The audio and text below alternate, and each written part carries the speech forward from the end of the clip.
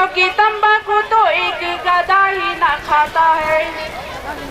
रजनी सुगंधित बनेगी सजनी के संग रजनी। अबे धीरे चलना नहीं आता तेरे को? धीरे चलूं? धीरे नहीं चल सकता, धीरे चल। हाँ यार रख दूं? अरे तो सर पे मेरे सच में रख देगा। अरे तू जा यार, तू जा यार, तू जा।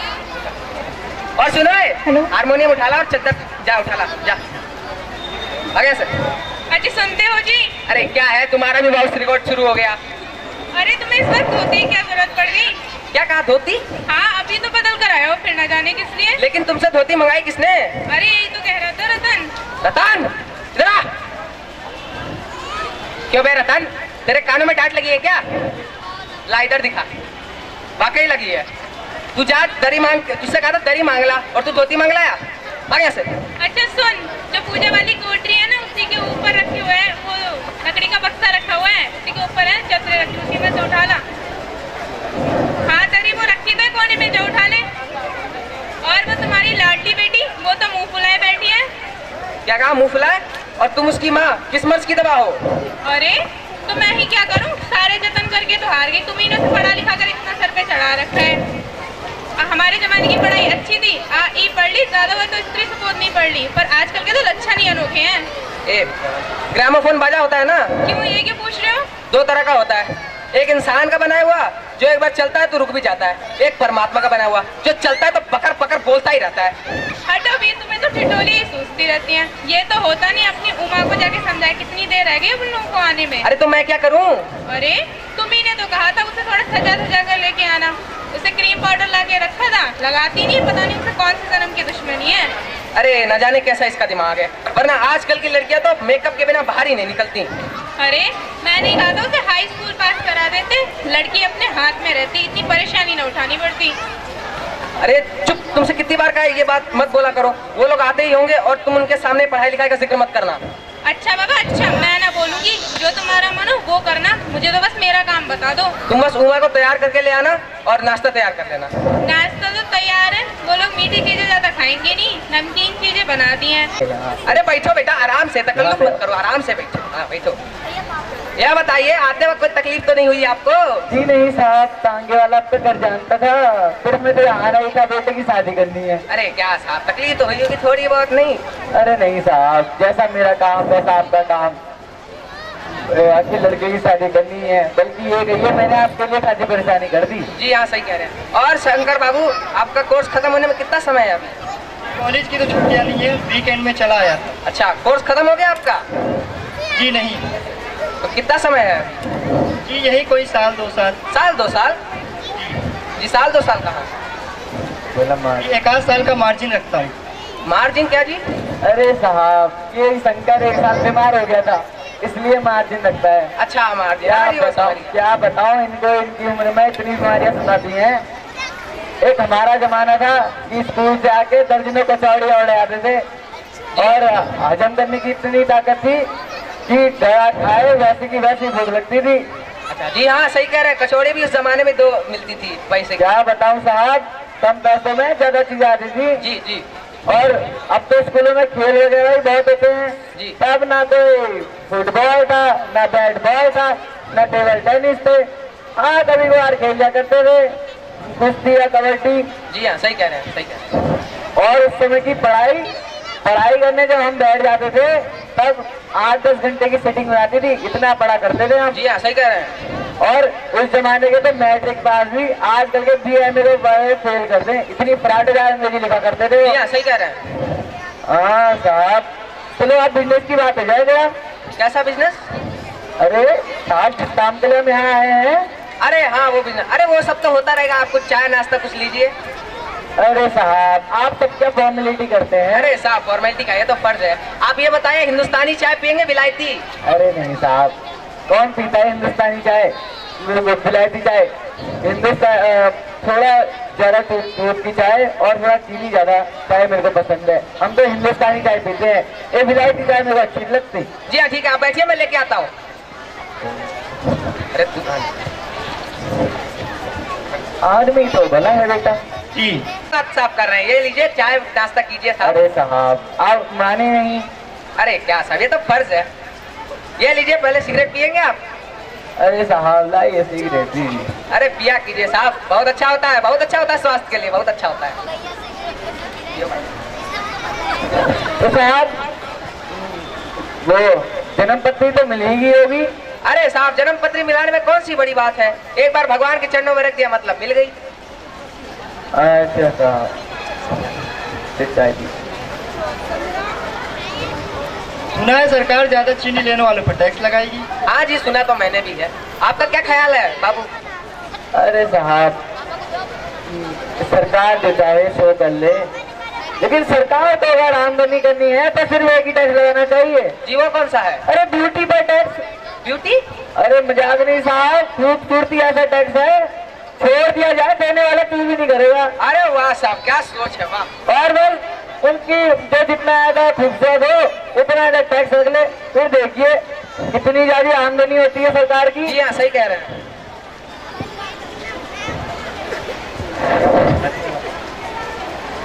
अरे आप हाँ साहब, आ रही है वो। अरे आप चाय ले जाओ। अरे बेटा चाय पियो, चाय पियो, चाय पियो। आ गई उमा बेटी, बैठ जाओ, उधर बैठ जाओ।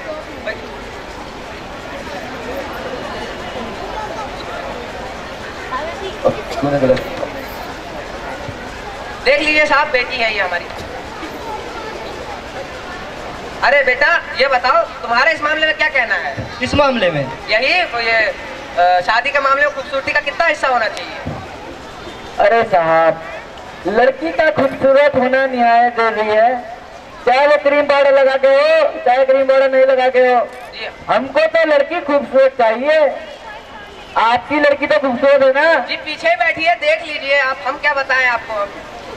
क्या बताऊं साहब, हमारे मोहल्ले वाले ने हमसे कहा कि आपने अपने बेटे को BA में पास करा रखा तो लड़की भी का ग्रेजुएट ढूंढे। अरे कौन समझाए नकल के ठेकेदारों को कि मैम साहब प्रेरणा रखनी है, तो अगर हमारी तरह वो पॉलिटिक्स और तो पॉलिटिक्स वगैरह में आने लग गई तो चल गई गृहस्थी। जी हाँ, सही कह रहे हैं। मर्दों की दाढ़ी होती है, औरतों की नहीं। पॉइंट पकड़े हैं, सही बोल रहे हैं। हाँ साहब,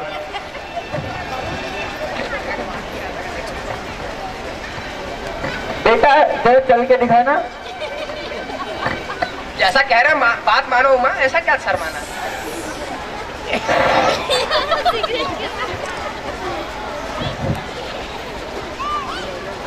थोड़ा 4 कदम और चलो बेटा।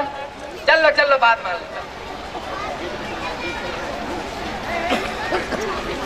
4 डाल में तो कमी नहीं है। बेटा कोई पेंटिंग वेंटिंग सीखी है या वो भी नहीं सीखी? जी हाँ, ये सामने जितनी पेंटिंग देख रहे हैं आप, इसी ने बनाई है। ये गाय वाली भी? जी वो गाय नहीं, कुत्ता है। अच्छा कुत्ता है, अच्छा कुत्ता है। बेटा कोई गाना बजाना सीखा है? हाँ हाँ, वो हारमोनियम बहुत अच्छा बजाती है। बेटी बजा के दिखा दो जरा, जरा गाना गा दो एक। इतनी शक्ति हमें दे दाता, मन का विश्वास कमजोर होना। अरे बेटी रुक क्यों गई, गाना पूरा करो। बस हो चुका राम करो जी, आपकी बेटी अच्छा गाती है। धन्यवाद। बेटा कोई पेंटिंग मेडल स्कूल में कोई मेडल वेडल जीत रखे हैं? बोलो बेटा, जवाब दो, कुछ पूछ रहे हैं। क्या जवाब दूं बाबूजी? जब कुर्सी मेज बिकती है तब दुकानदार कुर्सी मेज से कुछ नहीं पूछता, सिर्फ खरीदार को दिखला देता है। पसंद आ गई तो अच्छा है, वरना। अरे ये क्या कह रही हो तुम? नहीं बाबूजी, अब मुझे कह लेने दीजिए। अरे क्या बोल रहे, चुप रहो, ये ऐसा नहीं बोलते।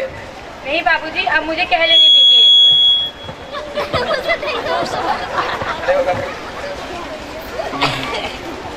बस खेत को राम करो जी, आपने मेरी इज्जत उतारने में को यहाँ बुलाया था। अरे जी हाँ, और हमारी बेइज्जती नहीं होती जो आप इतनी देर से नापतोल कर रहे हैं। और जरा अपने ही साहबजादे से पूछिए कि अभी पिछली फरवरी में ये लड़कियों के हॉस्टल के इर्द गिर्द क्यों घूम रहे थे और वहाँ से कैसे भगाए गए थे। क्या कह रही हो?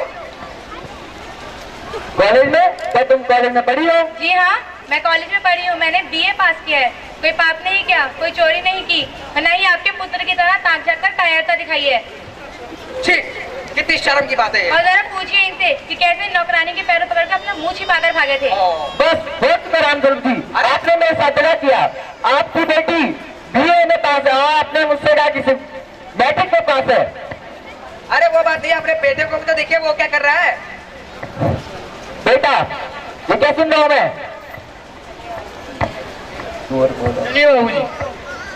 अरे कहाँ जा रहे, रुकिए, रिश्ता तो पक्का करके जाइए। जाइए जाइए और घर जाकर ये जरूर पता लगाइएगा कि आपके बेटे की रीढ़ की हड्डी भी है या नहीं। आज वाटर प्लास्टिक है। अरे रुकिए, चलो। अरे क्या कह दिया बेटी तूने, रिश्ता तोड़ के चले गए वो। रो रही है क्या? अरे बेटा बड़ी जल्दी मक्खन लेके आया है तू, बड़ी जल्दी मक्खन लाया, बड़ी जल्दी मक्खन लाया। बहुत बढ़िया, बहुत अच्छा काम किया। अरे अब आप लोग ये मुझे बताइए, ये जो महाशय आए थे मेरे खरीदार बनकर, ये जो महाशय आए थे मेरे खरीदार बनकर, इन्हें जरा कोई ये बताए कि क्या लड़कियों का दिल नहीं होता? क्या उन्हें चोट नहीं लगती? क्या उन्हें दर्द नहीं होता? क्या बेबस भेड़ बकरियां हैं जिन्हें कसाई अच्छी तरह देखभाल कर खरीदता है? India is now धन्यवाद। धन्यवाद। being known for its evil practices that were in existence in the past. Although we have been successful to eradicate, but still a lot of needs to be done. Education is the best way to get knowledge. Receiving a good education helps empower us, thus making us strong enough to look after ourselves in any situation. It keeps us aware of our given surroundings as well as the rules and regulations of the society in we are living. Now, may I request the most honorable personality, Dr. Tilak Singh, Joint Director, Animal Husbandry Department, to address us for kind words. Sir, please. Welcome sir.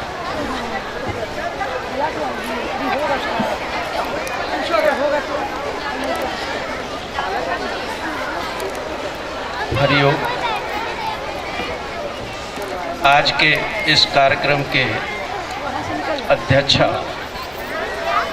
Doctor मठवाल ji madam, कार्यक्रम के मुख्य अतिथि doctor Bhatt साहब, हमारे मित्र doctor YP. Sharma, Shri SK. Sharma ji, principal sir, distinguished guest, parents, dear childrens, आज मुझे आपके इस परिसर में दोबारा आने का अवसर मिला है और हम इसके लिए महर्षि विद्या मंदिर परिवार का हार्दिक अभिनंदन करते हैं कि उन्होंने हम जैसे खाकसार व्यक्ति को दोबारा आने का अवसर प्रदान किया। Although this is the opening function of the birth centenary Maharishi Yogi ji, he did a lot regarding the upliftment of the people in India, and he gave the direction to the people how he can improve their mental status. प्यारे बच्चों, आज का ये कार्यक्रम जो अब तक आपके द्वारा प्रस्तुत किया गया है वो बहुत ही शिक्षाप्रद है और समाज के लिए कुछ न कुछ हर कार्यक्रम में एक संदेश है। अभी जो कार्यक्रम बच्चियां प्रस्तुत कर रही थी शादी का, बेटी की शादी में अच्छे घर परिवार में अच्छे वर के लिए दहेज देना हमारी मजबूरी हो सकती है, लेकिन हम जब अपने बेटे की शादी करने जाते हैं तो दहेज लेना हमारी मजबूरी नहीं होना चाहिए। और अगर हम इस बात का प्रण कर लें कि हम अपने बच्चों की शादी में दहेज नहीं लेंगे तो निश्चित ही ये संदेश जाएगा समाज के लिए कि हमें दहेज देना भी नहीं है। वैसे तो आज का विषय बहुत विशद है, इस पर बहुत कुछ बोला जा सकता है, लेकिन कार्यक्रम की महत्ता को देखते हुए मैं ज़्यादा समय नहीं लूँगा, केवल 5 मिनट का टाइम लूँगा।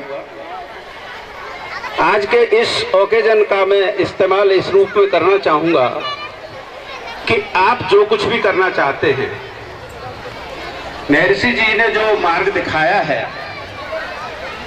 अभी गुरुदेव डॉक्टर भट्ट साहब ने अपनी वाणी से उनके बारे में बहुत कुछ कहा। अगर सुनने और समझने के लिए हम प्रयासरत हैं तो उसमें बहुत कुछ पर्सन एंड whenever this महर्षि परिवार will call me, I am ready to provide my services at any time, at any moment, in any way. धार्मिक, आर्थिक, सामाजिक, जिस रूप में भी, शैक्षिक, जिस रूप में भी आप हमारा इस्तेमाल करना चाहें, मैं अपनी सेवाएं अपनी अवेलेबिलिटी के हिसाब से देने के लिए तैयार हूं। हम इतना ही कह सकते हैं कि समाज में अगर जीना है तो आपको अपनी कोई न कोई आइडेंटिटी बनानी होगी। तो अमेरिका में ये सपना देखा था और वहाँ ये संकल्प किया था कि एक न एक दिन हमारा भारतवर्ष भी पूर्ण साक्षर होगा।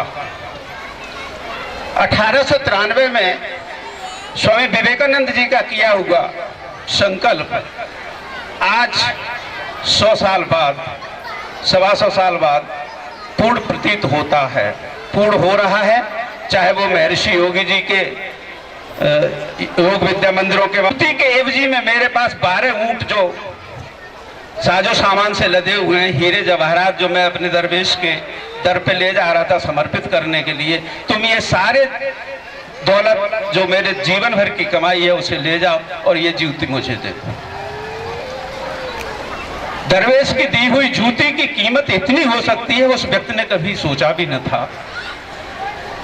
औलिया की दी हुई जूती दारा शिकोह ने अपने मखमली आंचल में ले ली और वो पूरा का पूरा साजो सामान 12 ऊंट जो लदे हुए थे वो लेकर के उसको दे दिया।